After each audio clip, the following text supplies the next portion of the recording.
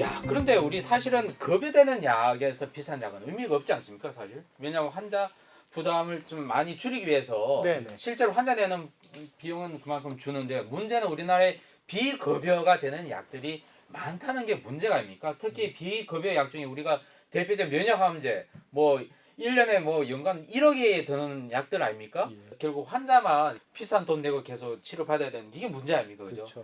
자, 그럼 이뭐 어떤 정부 대안이나 어디 환자 단체 대안이 없는 겁니까? 일단은 네네. 정부하고 제약사하고 어쨌든 약간을 높이 받고 아니면 뭐 건강보험 제도 전략 뭐 좋아요. 네네. 뭐 갈등은 좋은데 일단 환자부터 살려놓고 해야 되죠. 그렇죠. 일단은 환자부터 살리는 게 환자부터 중요한데. 그 네네. 약을 쓰게 해서 맞습니다. 환자를 살려놓고 네네. 그 다음에 하면 되는데 네네. 이제 그에 대해서 사실은 이제 잘 해결이 안 되는 거죠. 그래서 제가 그 앞에서 이야기했던 네네. 척추성 근위축증, 네네네. 이제 스피냐자가 작년에 보험이 됐거든요.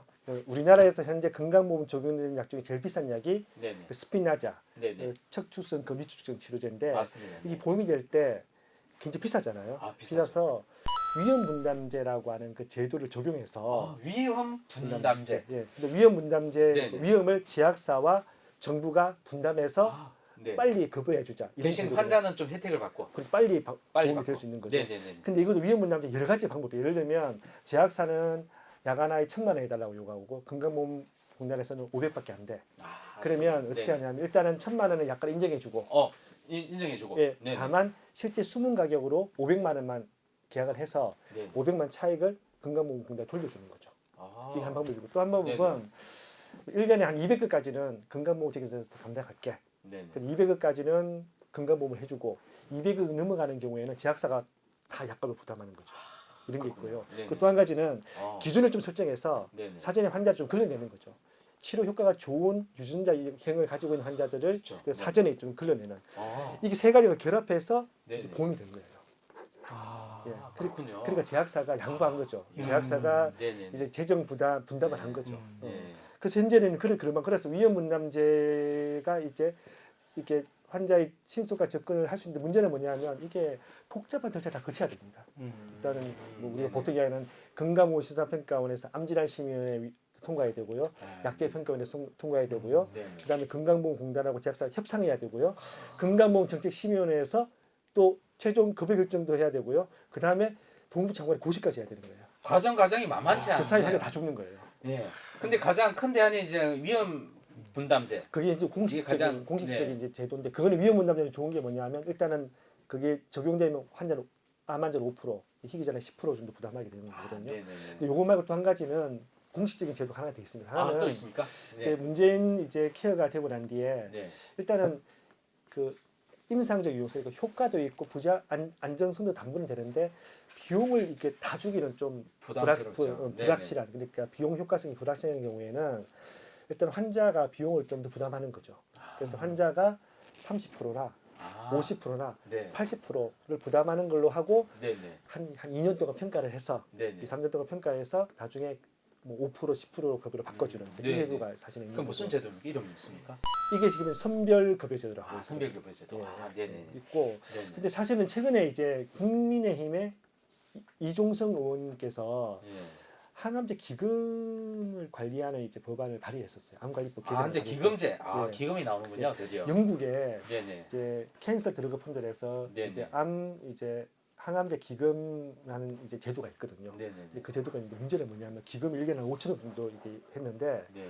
매년 초과하는 거예요. 아, 그래서 결국은 2010년도에 네. 제도를 좀 개선하는 이제 이런 요구제를 했거든요. 그러니까 기금화가 제일 좋은데 네네. 기금화는 예산이 또 아이고, 제정이 그렇군요. 있다 보니까 그래서 네네. 저희들이 제안하는 게 있습니다. 어떤 게 있습니까? 음, 네. 최근에 이제 네네. 정부가 그나마 빨리 급여를 해주려고 노력을 많이 하고 있거든요. 그래서 맞습니다. 그 중에 하나가 제약사가 급여를 할 때 건강보험심사평가원에다가 신청도 하고 네. 시각처에도 신청을 하는 거예요. 동시에 두 개. 같이요. 그래서 네. 시각처가 더 받고 네. 그리고 동시에 건강보험심사평가원 과정을 다 거치게 하는 거죠. 그럼 이렇게 좀 빨라지겠네요, 바르죠. 기간이. 일단 급여는 결정이 되면 네네. 급여가 결정되면 일단은 급여가 결정이 되는 그 순간 네. 뭐 OECD 국가 중에 약가가 급여가 되는 데 있을 거 아니에요. 네네. 그 최저가를 한다든지 이렇게 해서 일단은 먼저 임시로 급여를 해주고 네. 해줬을 때 약을 쓰게 해주고 네. 그럼 그때부터 환자는 5% 그러니까 10% 부담하는 거잖아요. 네네. 새겨주고 그 다음에 제약사와 건강보험공단이 협상해서 네. 나중에 약가가 최종적으로 결정될 거잖아요. 네. 그럼 그 사이 차익이 있을 거 아니에요. 예. 차익은 청산해 주면 되죠. 아. 그러니까 예를 들면 약가가 좀에는 좀 낮게 책정되겠죠. 네네. 그러니까 그렇지만 나중에 1, 2년 정도 협상 기간이 끝나고 난 뒤에 그다음에 최종 나오면 제약사 공단의 돈을 더 받아가면 되는 거거든요. 네. 이렇게 정산하는 방법이 가능하거든요. 아, 이게 뭐라고 하죠, 이거는? 그래서 우리가 정시 이름 신청? 붙이기에는 이제 그 신속 건강보험 등재제도라고 저희들이 일단 이름을 붙였는데 신속 건강보험 등재제도. 등재제도. 아, 네. 그래서 일단 환자부터 살려두고 네네. 그러고 난 뒤에 약가 협상은 그 다음에 하고 차익은 네네. 따로 정산하자 이렇게 하고 있는 거예요. 맞습니다. 이거 일단 환자부터 살려주는 게 가장 중요한 목표인 것 같습니다. 자, 이상 세상에서 가장 비싼 약 그리고 국내에서 가장 비싼 약을 알아봤는데요. 자, 비급여로 계속 남은 이 약을 국내에서 어떻게 빨리 해결할 수 있는지 이것도 우리 안 대표가 조목조목 설명을 해 주셨습니다. 자, 세상에 가장 비싼 약도 언젠가 우리나라에 도입되지 않겠습니까? 그리고 아무쪼록 약이 없어서 환자가 못 먹게 돼서 사망하거나 아니면 약 구입이 도저히 불가능해서 환자가 메디칼 푸어로 빠지는 그런 경우는 없어야 된다는 게 우리나라의 우리 안 대표, 우리 노 원장님이 강력하게 주장하는 거 아닙니까? 네, 알겠습니다. 꼭 그렇게 되기를 저희들도 희망하고요. 도움이 되셨으면 어떻게 합니까? 우리 구독과 좋아요, 좋아요를 알람 설정까지. 까지 해줘야 됩니다. 고맙습니다. 우리 안 대표님, 그다음에 노 원장님 유튜버 같이 구독 꼭 해주십시오. 이상 마치도록 하겠습니다. 네. 감사합니다. 감사합니다.